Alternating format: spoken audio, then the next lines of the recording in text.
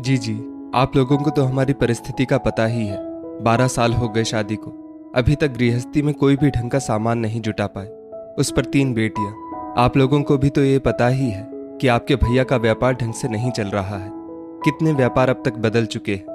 कहते हैं ना कि जब किस्मत रूठी हो तो भगवान भी साथ नहीं देते। अगर आप लोग हम लोगों को अपना समर्थन दे तो शायद कुछ अच्छा ही हो जाए। मनस्वी लगभग रो देने वाले अंदाज में बोली, भाभी, हम लोगों को तो सब कुछ पता ही है, लेकिन आप चाहती क्या हैं हम लोगों से? बड़ी ननद राजेश्वरी बोली, जी जी, बस जब भाई साहब लोग बाबा अम्मा की संपत्ति का बंटवारा करें तो उनसे कहकर हम लोगों को थोड़ा ज्यादा हिस्सा दिलवा दीजिएगा। आप लोग तो अपनी हैं, हम लोगों की मुसीबत तो समझेंगी ही। अगर आप लोगों से अपने दिल का हाल नहीं कहेंगे तो फिर किससे कहेंगे? मनस्वी बहुत परेशान थी। अभी कुछ ही दिनों पहले मनस्वी के ससुर जी का स्वर्गवास हो गया था और सास भी कोई 3-4 महीने पहले ही परलोक सिधारी थी। उनका पुश्तैनी मकान काफी बड़ा था। तीनों बेटे अपना अपना अलग रोजगार चलाते थे। मनस्वी का पति सुरेश उनमें से सबसे कमजोर स्थिति में था। बाकी दोनों भाइयों का रोजगार बहुत अच्छा चलता था। ईश्वर की मार कुछ ऐसी है कि उन दोनों के 2-2 बेटे थे और सुरेश के 3 बेटियां। लेकिन फिर भी मनस्वी और सुरेश अपनी बेटियों को जान से ज्यादा प्यार करते। खुद भूखे रह लेते, लेकिन बेटियों की पढ़ाई लिखाई में कोई कमी नहीं आने देते। अब जब मनस्वी के ससुर शांतनु जी का भी स्वर्गवास हो गया तो संपत्ति का बंटवारा होना स्वाभाविक ही था। इसलिए भाइयों ने दोनों बहनों राजेश्वरी और कस्तूरी को बंटवारे के लिए रोक लिया। बस इसी वजह से मनस्वी ना चाहते हुए भी अपनी दोनों ननदों राजेश्वरी और कस्तूरी की चिरौरी कर रही थी। भाभी, आप बिल्कुल परेशान मत होइए। हम लोगों को आपकी सारी स्थिति का पता है। आपको तीनों बेटियों को पढ़ाना लिखाना भी है और ब्याहना भी। हम पूरी कोशिश करेंगे कि कुछ अच्छी बात बन जाए। छोटी ननद कस्तूरी मनस्वी का हाथ पकड़कर बोली। खैर उसी दिन शाम को वकील साहब आ गए और लिखा पढ़ी और बंटवारे की बात शुरू हो गई। देखिए, कोई भी लिखा पढ़ी या कोई बात शुरू हो तो उससे पहले हम लोग आप लोगों को बता दें कि संपत्ति में हम दोनों बहनों का भी हिस्सा लगेगा। राजेश्वरी और कस्तूरी दोनों एक साथ खड़े होकर बोली। ये क्या कह रही हैं ये दोनों? तीनों भाई और भाभियां अचकचाकर उन दोनों की तरफ देखने लगी कि जैसे उन लोगों ने ये कहकर कोई बहुत बड़ा गुनाह कर दिया हो। ये क्या कह रही हो तुम दोनों? मैंने जब पहले तुम दोनों से संपत्ति में हक लेने के लिए कहा था तब तो तुम दोनों ने साफ मना कर दिया था, लेकिन अब ये फैसला अचानक क्यों? बड़े भाई ने एकदम से आवेश में आकर त्योरियां चढ़ाकर पूछा। भैया, अब हम दोनों का विचार बदल गया है। जब मम्मी पापा की संपत्ति में तीनों भाइयों को हिस्सा मिल ही रहा है तो हम बहनें अपना हिस्सा लेने में क्यों पीछे रहें? दोनों बहनें शांत और तटस्थ बैठी हुई एक एक शब्द को धीरे धीरे पर चबाते हुए बोली। उधर मनस्वी तो बहुत ही ज्यादा दुखी हो गई उन दोनों की बातों को सुनकर। जी जी, लोगों ने तो अच्छा अपनापन दिखाया, उल्टे हमारे साथ दगा ही कर दिया। 3 हिस्से होते तो शायद कुछ ज्यादा मिलता, और अब तो इस संपत्ति के 5 हिस्से होंगे। अब क्या आएगा हाथ में? कुछ भी तो नहीं। कैसा अपनापन दिखाया जीजी ने, बेकार में ही चिरौरी करके मुंह गंदा किया। मनस्वी ने वहीं बैठे बैठे साड़ी के पल्लू से अपनी आंखों की नमी को पोंछ लिया। खैर, वकील साहब बंटवारे के कागजातों पर सबके हस्ताक्षर करवाकर चले गए। सब भाई भाभी अपने अपने कमरे में घुसाकर उठकर चले गए। दोनों बड़े भैया भाभी को सब कुछ पास होते हुए भी संपत्ति जाने का शौक हो रहा था, और मनस्वी सुरेश अपनी परिस्थितियों से दुखित थे तो कम संपत्ति मिलने का दुख हो रहा था।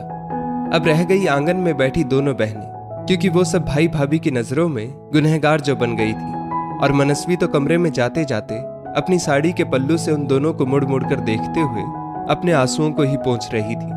पता नहीं हीन भावना थी या बहुत सारा दुख कि वो भी ननदों से नहीं बोल पाई। उस दिन किसी की भी रसोई में खाना नहीं बना और ना राजेश्वरी और कस्तूरी ने कुछ खाया पिया, क्योंकि किसी ने कुछ पूछा भी नहीं था। कल तक सबकी प्यारी दुलारी बहनें आज गुनाह के कटघरे में खड़ी थी। रात को वो दोनों अपने माता पिता के कमरे में व्याकुल मन से जाकर सो गई। दूसरे दिन सुबह राजेश्वरी और कस्तूरी ने मनस्वी के कमरे को बहुत धीरे से खटकाया। मनस्वी ने बाहर झांका तो देखा दोनों ननदें वकील के साथ खड़ी है। जी जी, अच्छा अपनापन दिखाया आप दोनों ने। अब तो सब कुछ खत्म हो गया। अब क्या लेने आई है? क्या हम लोगों के पास अब जो हमको मिला है उसमें से भी कुछ चाहिए आप लोगों को तो वो भी ले लीजिए। हम लोग भीख मांगकर अपना पेट भर लेंगे। मनस्वी बिल्कुल रो देने वाले अंदाज में बोली। भाभी, भीख मांगे आपके दुश्मन। आज के बाद कभी ये बात अपनी जबान पर मत लाइएगा। कस्तूरी ने झट से अपना हाथ मनस्वी के मुंह पर रख दिया।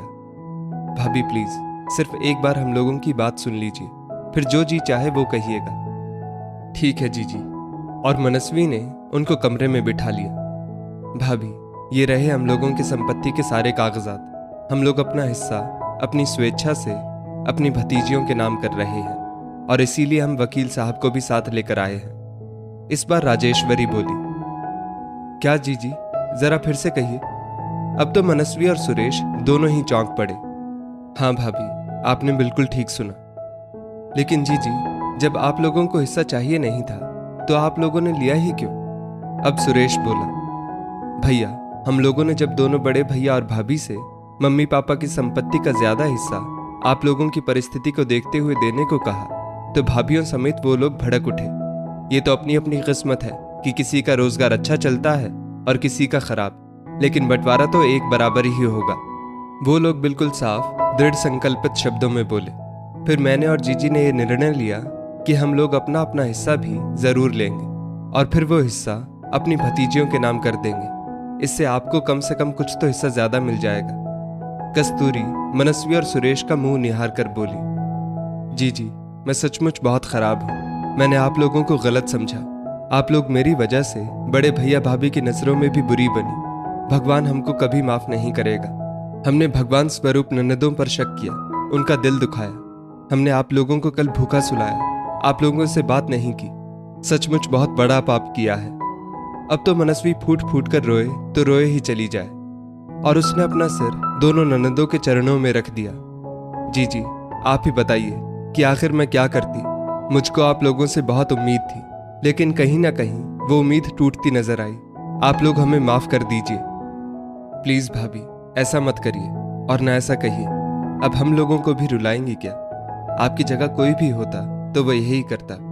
अब आप खुश हो जाइए और मिठाई मंगाइए। कल शाम से कुछ नहीं खाया, बहुत जोरों की भूख लगी है।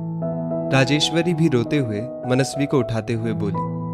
अभी जीजी, बस आप लोग जरा देर रुकिए। गरम गरम सूजी का हलवा बनाती हूँ और भगवान को भूख लगाकर आप लोगों को खिलाती हूँ। आज तो भगवान ने सचमुच मेरे विश्वास की लाज रख ली, उसको टूटने नहीं दिया। और अब मनस्वी की आंखों से मारे खुशी के आंसुओं की धारा बह रही थी। आज उसको विश्वास हो गया था कि कहीं ना कहीं इस धरती पर भगवान मौजूद है। वो आते जरूर देर से है, पर आते जरूर है। और वो अपने आंसुओं को पोंछते हुए रसोई में चली गई। दोस्तों, इस स्टोरी को लेकर आपकी क्या राय है? नीचे कमेंट करके जरूर बताइएगा। और ऐसी ही और भी बेहतरीन वीडियोस के लिए हमारा पेज जरूर फॉलो करें। धन्यवाद।